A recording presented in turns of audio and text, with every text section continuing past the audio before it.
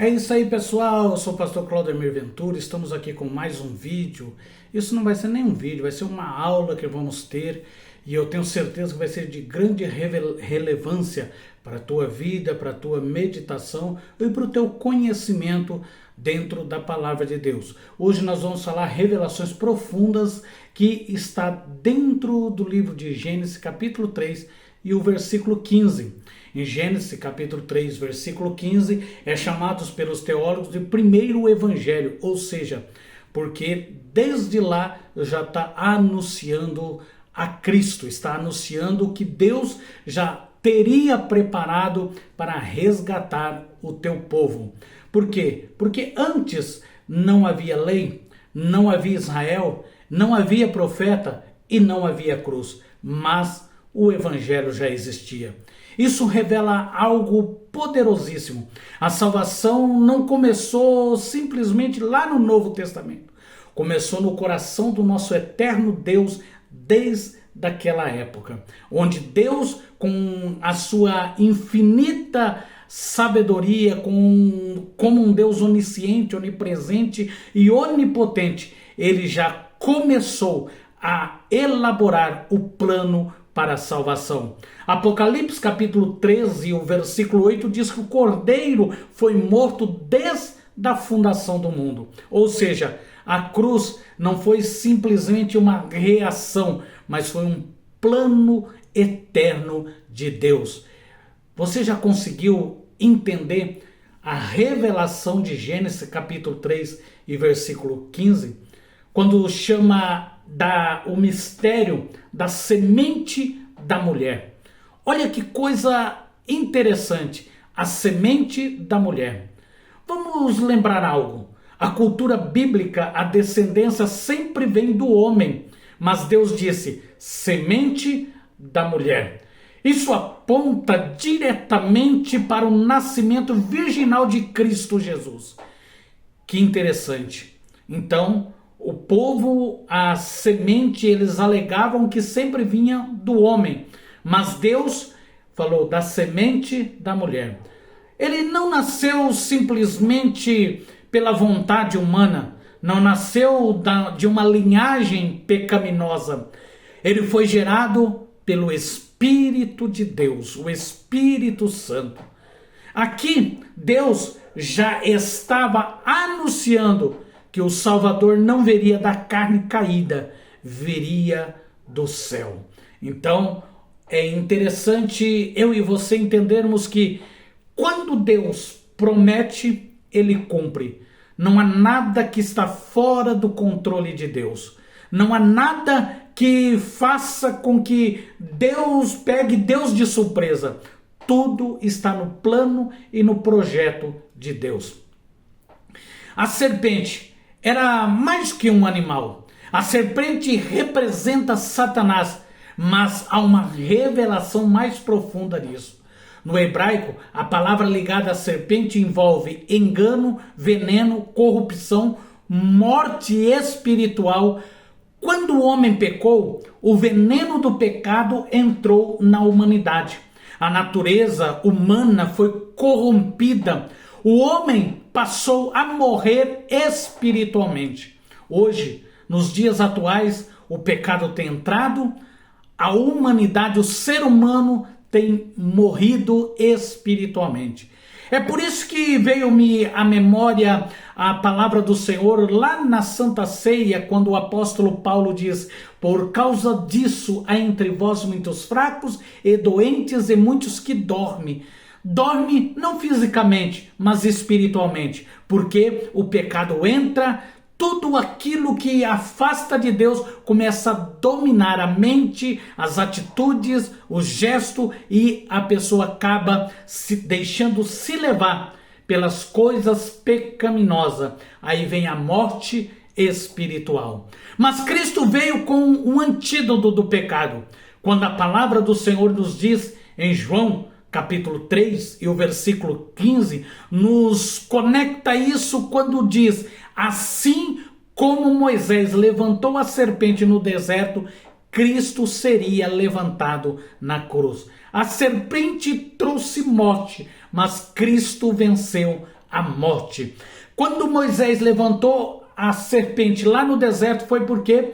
Porque a serpente naquela época, porque o povo havia corrompido, estava mordendo as pessoas, e as pessoas que a serpente mordia, elas morriam. E Deus disse: levanta esta serpente em uma hastia, e toda pessoa que olhar para a serpente será curada, não morrerá. Assim Cristo veio, em João 3, versículo 14, ele foi levantado. Como? Porque todos que olharem para ele, que olharem para a cruz de Cristo, venham a ter a vida eterna. E o pecado já não pode dominar mais a sua vida, não pode dominar mais a tua mente, não pode dominar mais as tuas atitudes. Quando a palavra do Senhor diz ferir a cabeça, autoridade quebrada. Olha que coisa interessante, quando está escrito lá em Gênesis 3,15, ferirá a cabeça, está dizendo a tua autoridade vai ser quebrada. A Bíblia, cabeça representa governo, autoridade e domínio. Meu Deus, é muito interessante. Quando Deus disse que a cabeça da serpente seria ferido, ele estava dizendo: o domínio de Satanás será quebrado. Glória a Deus. Você pode dar um glória aí no comentário? Dá um glória a Deus aí no comentário. Isso se cumpriu na cruz.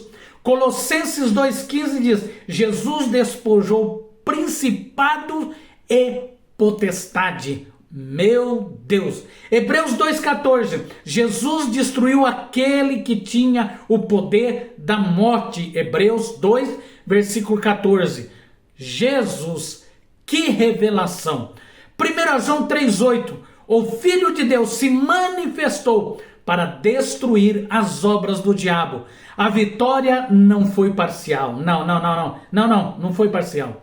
A vitória foi completa e total. Glória a Deus. Eu bem sei que você que está aí do outro lado está tentando entender, então pausa esse vídeo, volta, assiste ele várias vezes para você compreender.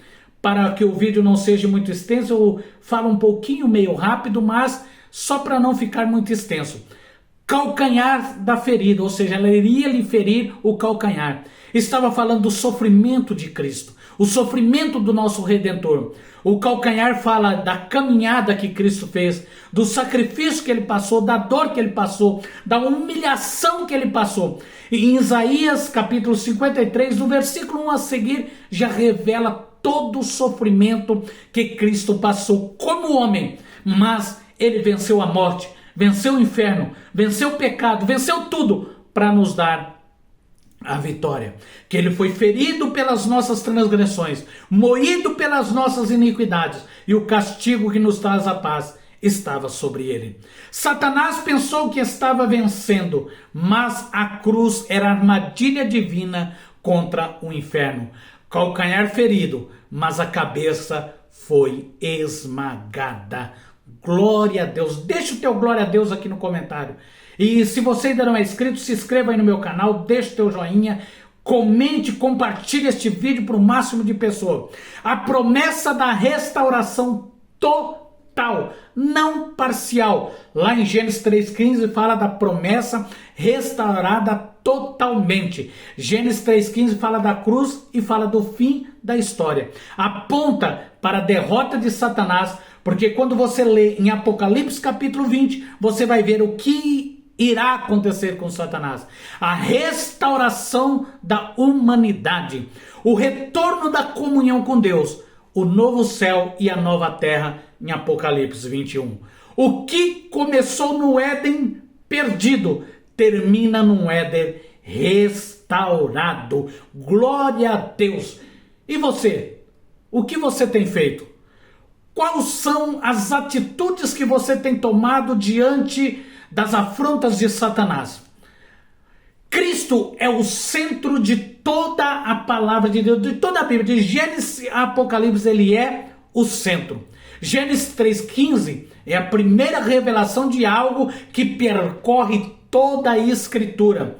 O Cordeiro prometido em Gênesis, o Cordeiro tipificado da Páscoa em Êxodo, o Cordeiro profetizado em Isaías, o Cordeiro manifestado nos evangelhos e o Cordeiro exaltado. Glória a Deus. Não sei se você pode dar um glória no livro de Apocalipse. O Cordeiro exaltado em Apocalipse. A Bíblia inteira é a história da redenção do homem por Cristo.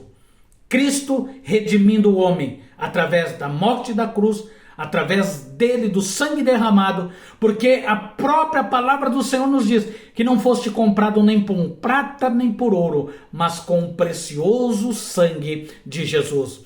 Revelação espiritual final. Então, pega essa revelação. Quando Deus falou com a serpente, ele não falou em derrota, ele falou em vitória. Antes, o homem estava caído. Antes, o pecado havia entrado. A morte havia começado ali, em Gênesis 3. Mas Deus declarou: a história não termina na queda, termina na redenção. E eu quero chamar a tua atenção para o clímax profundo dessa história. A cruz não começou em Jerusalém, começou lá no Éden. O sangue não começou no Calvário, foi projetado antes da criação. O Salvador não foi um improviso de Deus, não, jamais pense isso. Foi uma promessa eterna de Deus. A serpente feriu, mas Cristo venceu. O pecado entrou, mas a graça reinou. A morte veio, mas a vida eterna renasceu. Agora, a pergunta que fica: o que nós precisamos fazer? Hoje, a pergunta não é se Cristo venceu. Ele já venceu. A pergunta é: de que lado você está? Do lado da promessa ou do lado do pecado? Porque a vitória começou em Gênesis, se completa na sua decisão. O que Cristo é para você? O que ele tem feito? Ah, morreu, acabou. Não. A eternidade ela tem começo, mas ela não tem fim. Eu quero que você que está vendo, não é nem um vídeo, é um estudo detalhado de Gênesis capítulo 3 e versículo 15.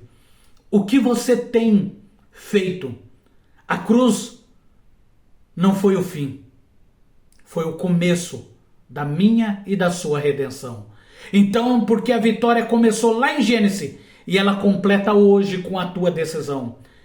Se você está afastado, se você não tem aceitado a Cristo, se você tem achado que tudo que você vive é o máximo que precisa viver e que morreu, acabou, acorde para a realidade. A eternidade virá. E o que você tem feito? Então, entregue a tua vida a Cristo enquanto há um dia chamado hoje. Porque o amanhã pode ser tarde demais. Deus abençoe você, tua casa e tua família. Um beijo no teu coração e até o próximo vídeo, se Deus assim nos permitir. Compartilhe este vídeo para o teu amigo, para o teu parente, para o teu vizinho. Compartilhe para o máximo de pessoas que você puder. E volto a repetir, se você ainda não aceitou a Cristo, aceite-o como único e suficiente Salvador.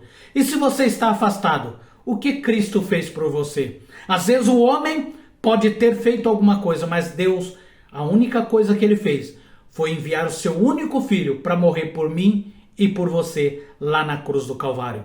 Então decida hoje, enquanto você está respirando. Deus abençoe, se inscreva no canal e deixe o teu joinha e o teu comentário.